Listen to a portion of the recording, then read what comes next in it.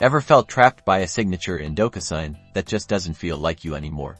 Well, today I'm going to show you just how easy it is to edit your signature in DocuSign, so you can confidently sign those important documents with a signature that represents you. First, log into your DocuSign account.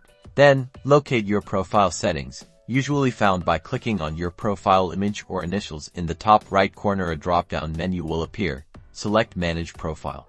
In your profile settings, look for a tab or section labeled Signatures or something similar. Click on it to access your signature options. Here, you will see your current signature. Locate the Edit or Update button next to your signature. This allows you to modify it. Now you have options. You can draw a new signature with your mouse or trackpad, upload an image of your signature, or choose from pre-designed signature styles provided by DocuSign. Select the option that suits you best. If drawing, take your time and try to create a signature that matches your usual style. If uploading, make sure your image is clear and legible.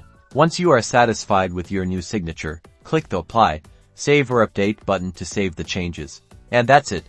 Your DocuSign signature is now updated. You can now confidently sign future documents. No more signature remorse. Go ahead and give it a try and personalize your DocuSign experience. Don't forget to like and subscribe for more DocuSign tips and tricks.